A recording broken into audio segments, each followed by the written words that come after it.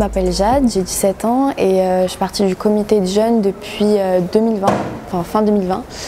Et donc aujourd'hui, je vais vous parler de ce qu'on fait à chaque séance et quelle leçon je peux tirer en fait de cette expérience, parce que ça va être ma dernière année ici et du coup je vais vous raconter un peu tout ce qu'on fait. Donc moi, comme je vous l'ai dit, j'ai rejoint ce comité fin 2020, donc en pleine pandémie du coup, et c'est-à-dire qu'on n'a pas forcément eu l'occasion de faire les mêmes activités que le comité de jeunes faisait hors pandémie.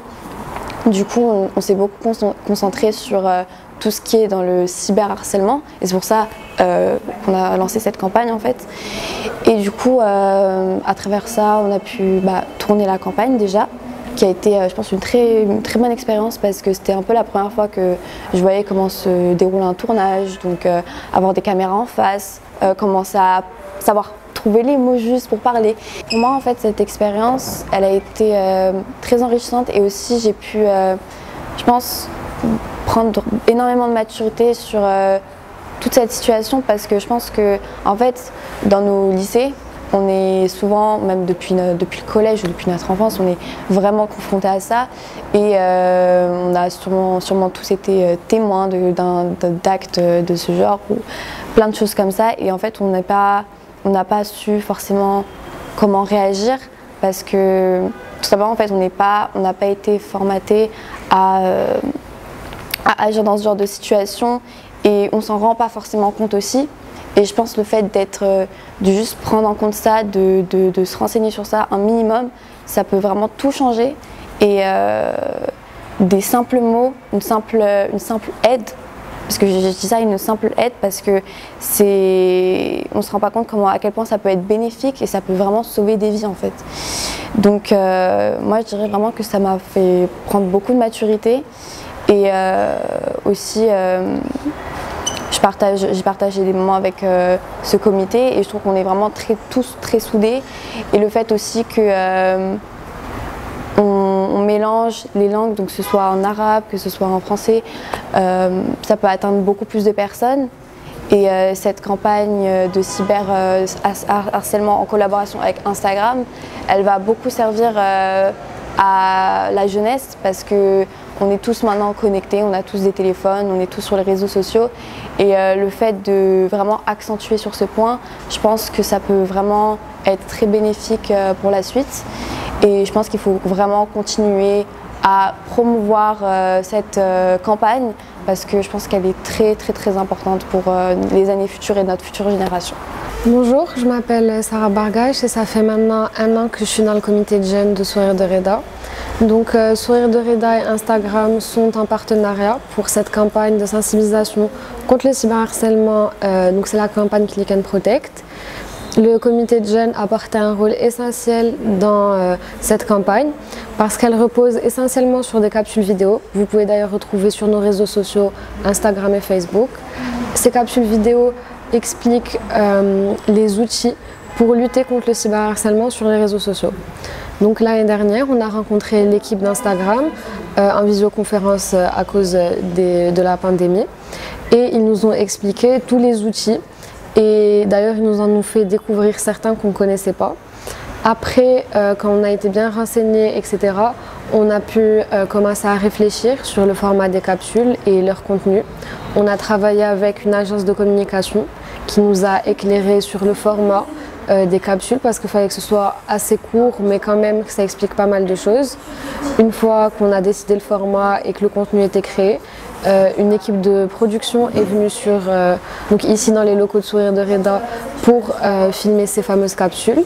C'était assez impressionnant, et j'en garde un excellent souvenir, parce que c'était la première fois que je voyais des caméras, des lumières, une maquilleuse, etc. Donc c'était assez impressionnant, et le comité de jeunes en a énormément appris. D'ailleurs, cette campagne en général, la création de cette campagne a été très bénéfique et instructive pour tout le comité de jeunes, parce que déjà on a appris à travailler avec une agence de communication, une agence de production, réfléchir en groupe, et on a aussi appris énormément sur le cyberharcèlement et les outils pour lutter contre le cyberharcèlement sur les réseaux sociaux. Donc aujourd'hui, le comité de jeunes est totalement apte à se défendre d'une situation de cyberharcèlement sur les réseaux sociaux. en signaler une et même en prévenir une. Et je pense que si tout le monde apprenait à mieux connaître ces outils, comment les utiliser, leur utilité, etc., ben, le cyberharcèlement il diminuerait énormément des réseaux sociaux, voire disparaîtrait.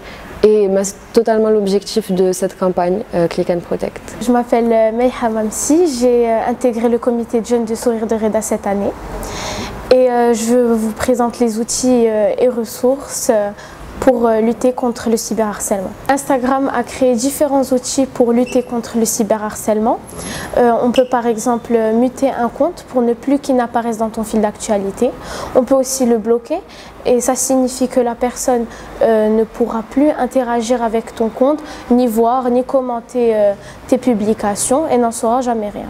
En tant que témoin, on peut aussi signaler un contenu, un compte, une story aussi, qui a pour but d'intimider ou d'harceler. Il y a aussi l'outil filtrer. On peut filtrer pour supprimer certaines phrases ou certains mots, filtrer les commentaires pour savoir qui peut ou pas commenter les publications. Et on peut aussi, ces commentaires, on peut aussi les désactiver pour toutes ou certaines de nos publications. Pour protéger ton compte des interactions que tu ne veux pas, tu peux aussi restreindre ou limiter des comptes et les commentaires publiés par les personnes de cette liste ne seront visibles mais que par elles. Et aussi ces personnes ne pourront jamais savoir si tu es en ligne ou si tu as vu leur message. Alors il existe avec ces outils d'autres ressources mis à disposition. On a du coup Instagram et Facebook. On a aussi Espace Maroc Cyberconfiance, aussi Internet Watch Foundation et bien sûr Sourire de Reda où vous pouvez nous contacter par mail à contact.sourirededereda@gmail.com et bien sûr la helpline anonyme Stop Silence qui est à votre disposition soit grâce à l'application ou par le site Stop Silence. Ces ressources et ces outils sont là pour vous aider, pour vous protéger et il ne faut pas hésiter à les utiliser. Et je vous invite à nous suivre sur les réseaux, à suivre notre campagne Click and Protect et si vous voulez plus d'informations, voir notre site sourirededereda.org.